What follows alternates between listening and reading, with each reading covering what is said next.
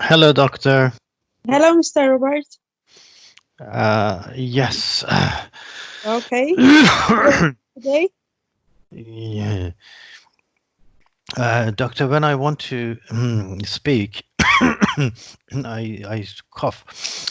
Yeah, it's recently I just noticed that my mouth tastes bitter all the time, and especially in the morning, and then when I go for my morning walk, then I get a burning sensation in the back of my throat. okay. Yes, and yeah, and sometimes I feel the food is coming back to my throat. Oh, okay. Yes. Okay. So I just wanted to know what is this? So I'm sorry to hear this. So you are having a burning sensation. Yes, in back of my throat, and it's always bitter. It's bitter, and you have this cough too. When I speak. I see. Can you tell me if there is any problem with swallowing? No, it's okay. Yes, swallowing is okay. It just it can pass. The food doesn't return back, or do you have that feeling of Yeah, yeah, coming back? yeah. The food comes comes back to my throat. Oh, I'm really sorry. Can you tell me more about the time this happens? Is that frequent? Yeah, it's mostly in the morning when I wake up. The taste is bitter, Uh-huh, uh-huh. and then when I go for morning walk, yes, it hurts. It's I have a burning sensation in the back of my throat. How about during nighttime, during sleep? I think I'm okay during the sleep. Okay, okay.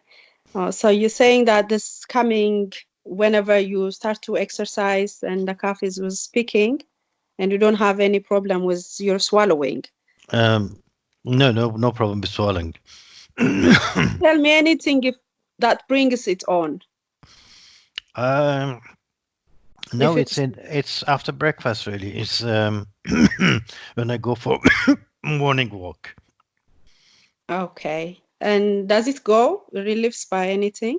Mm, mm, well, I don't know. No, you see, I still coughing. Yeah, and your diet. Can you tell me more? Well, I eat healthy food. I eat some joint, then a couple of glasses of wine, Mm-hmm. and Okay. coffee. Yes, I live on coffee as well. Okay. So, Mr. Robert, really, I can see that you this is a bit distressing you, it's worrying Mm, you. So, what I can say is that from what you're telling me, you're feeling this burning sensation and it's disturbing you whenever you start to walk or do a big kind of exercise, yes. moving. So, this commonly is a problem related with the food that's coming up. We call it regurgitation, if you have heard about it. Okay. You know about regurgitation that we call gastroesophageal reflux disease, if you have ever come Reflux. across. Yeah, reflux. Bro, is it cancerous? Is it because of my smoking? I am. Oh, I've heard this is precancerous. Is it right? mhm. Partially, but still, it's not problem with, it might not come with a cancer. Later, that might be a problem, but initially, it's actually related with overweight Uh, and smoking and bad postures whenever you sleep or while sitting, because in the lower esophagus, in the normal cases, we have a sphincter that helps to keep the food down. But with this kind of problem, it opens and the food comes up. That's the problem you have got now. So it would be advisable so that there would be some lifestyle modifications and dietary advice that I would like to give you. Is that all right? No, doctor. You so you mean you cannot treat it, and I should treat it myself with lifestyle change? I think you should actually send me to see a specialist, doctor. Okay, I can understand your concern, Mr. Robert, but still, the first thing which is very important is that about the lifestyle modification and dietary advices, but still I can give you ranitidine, okay? It's a treatment which helps you to reduce this burning sensations, okay? And you shouldn't be worried that much about the cancer related. If there is anything that worries us in the follow-up, we can suggest more workups or anything needed. Well, I think, doctor, I think you need to send me to see a specialist because this can be serious. It is, it can be precancerous. So you said that it is not necessarily, but it can be. Mm-hmm. Well, what I'm trying to explain for you is that we can control, I can reassure you, we can control the symptoms with this medication and lifestyle modification that I'm explaining. But still, the follow-up is very important. What if it is cancerous, doctor? You don't know. Maybe it is not cancerous. Okay. Why do you suspect that it's a cancerous? Is that anything that you come across or? No, it's because of my condition. I know reflux can become cancerous, so that is why. Your condition that you have now is the bad smell and the burning sensation that you feel. Do you have anything that you worry? Yeah, it's not it's not bad to smell. It is bitter taste, doctor. Bitter taste, okay. Yeah, Sorry. you don't listen to me, doctor. I think I need to be referred to a specialist. Oh, I apologize for that, Mr. Robert. What I mean is you have this bitter taste and the food is coming up. That's the only reason that we know with this problem. And hopefully, ranitidine will relieve. Okay, doctor. That's Okay. what I'm explaining. But in the meantime, we keep eye on you so that the follow-ups, if the symptoms or if the problem doesn't go, then we will refer you, okay? Okay, doctor. Okay. Okay. So we ran over 3 minutes. Okay. Oh.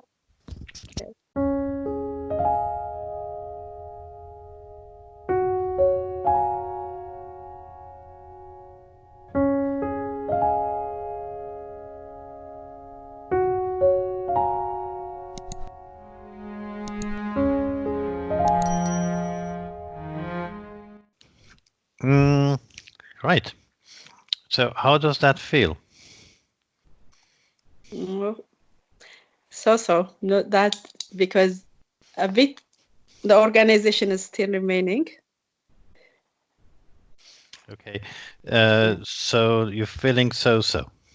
Yeah. Okay. So what did you do well, you think? Trying to get the concern, what he's trying to say, or his worries at the initial stage, yeah. Okay, so eliciting ideas, concerns, expectations, okay. So, and outlining whatever he needs to follow. Okay, what advice. to be done? So that is information giving, yes? Information giving, yeah. Okay. Anything else? To the structure, organization a bit, 50-50, yeah. So you think that organization could be better, okay? Yeah. I mean, that is the structure. Okay. Anything else?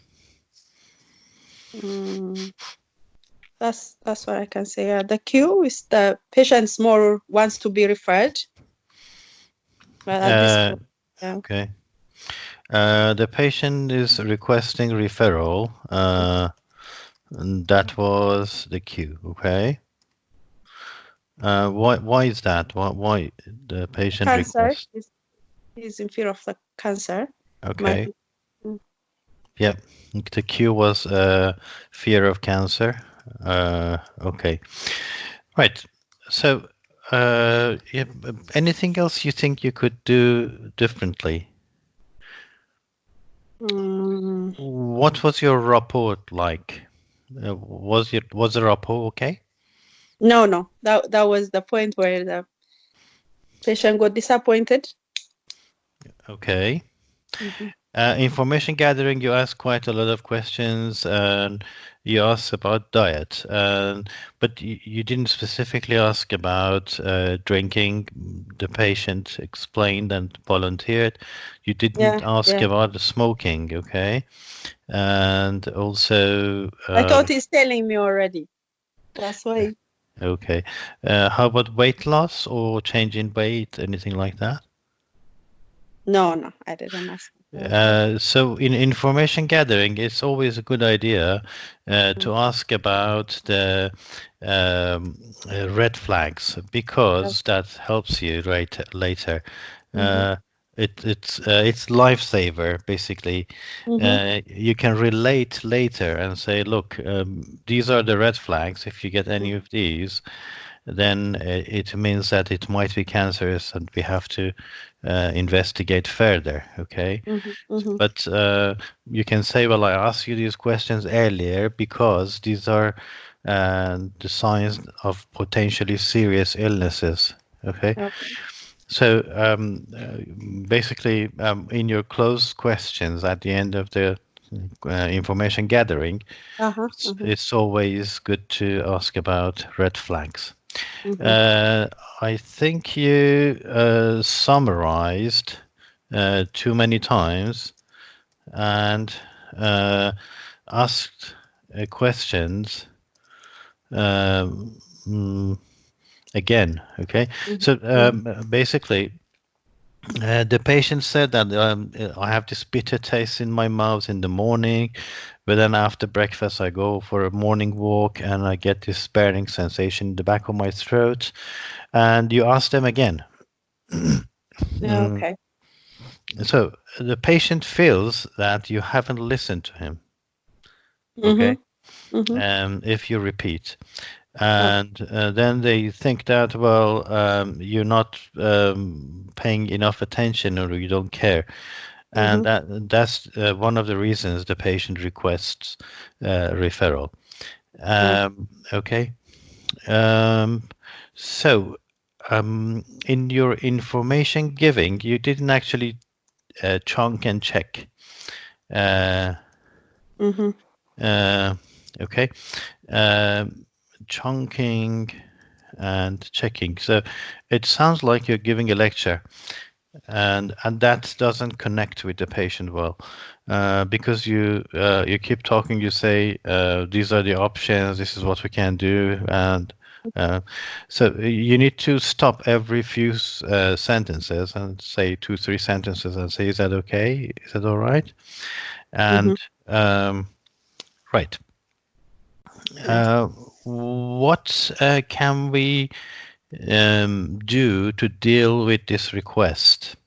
And why are you saying no to this request? The patient is asking, Mm-hmm. we're going to ethical framework. The patient is asking for requesting referral. Yeah, I'm not totally refusing, but I'm giving it a reassurance that with this treatment, the symptoms will relieve. But if it's not, then we'll go further for the other investigations or referral. Okay, Mhm. so if I ask you, is it this referral, if you uh, The patient is requesting referral. If you refer him, is it in his best interest? Mm, no, that's why Why not? at this stage we should follow the treatment that he needs to. Okay. I mean, that's the best thing to do. If he Okay. goes to still to the specialist, or if I refer him, that would be the first thing to be done. Okay. So say that again. The specialists would do the same thing. Okay.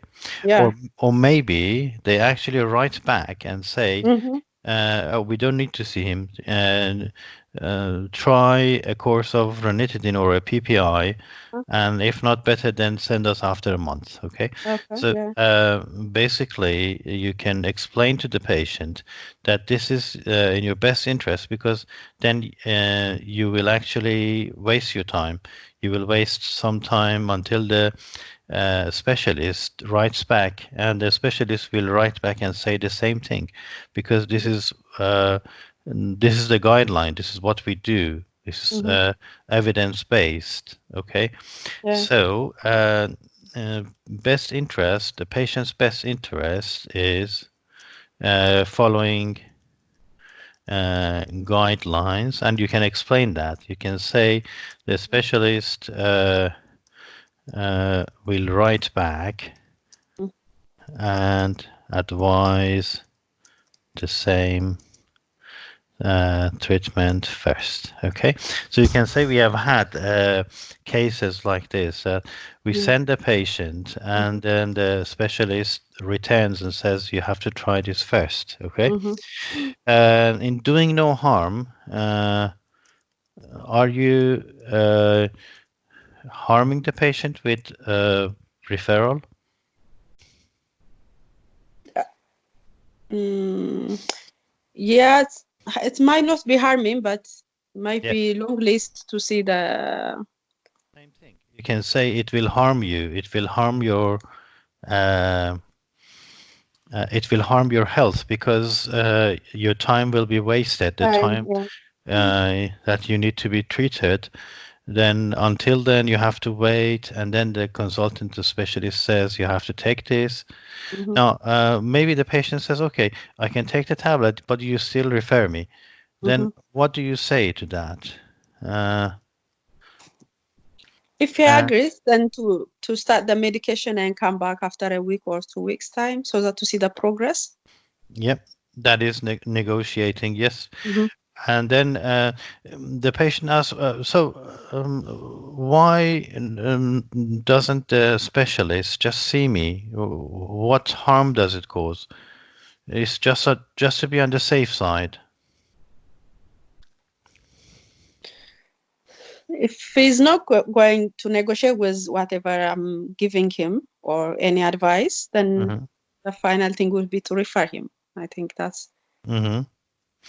But you can mention fairness. You can mention that, look, the reason the specialist doesn't see everyone is because it is just not possible, just simply Mm-hmm. not possible to see everyone with slightest symptoms Mm-hmm. of reflux.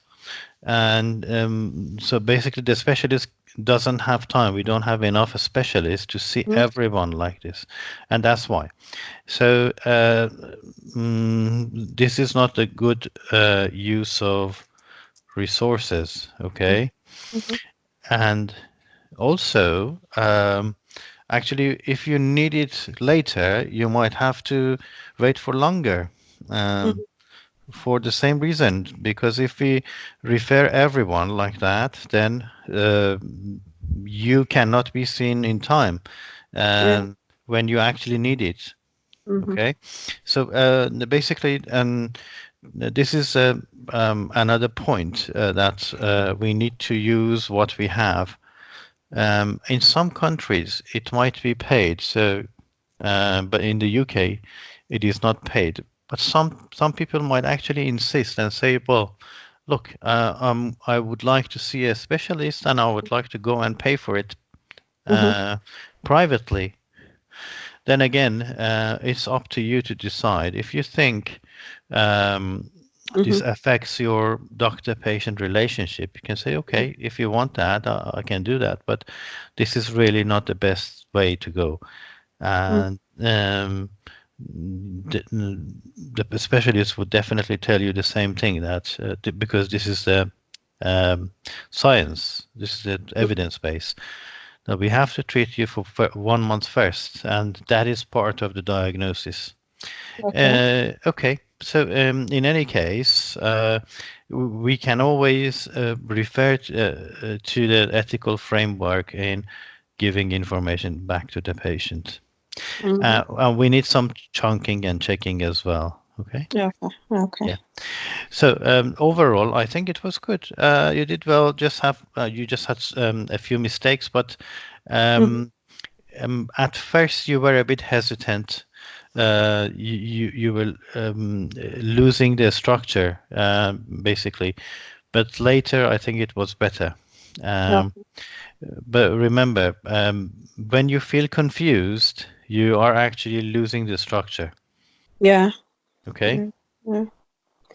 And that's when you want to start in your preparation, in your 3 minutes, Mm-hmm. you need to structure what you're going to ask. Awesome. Okay.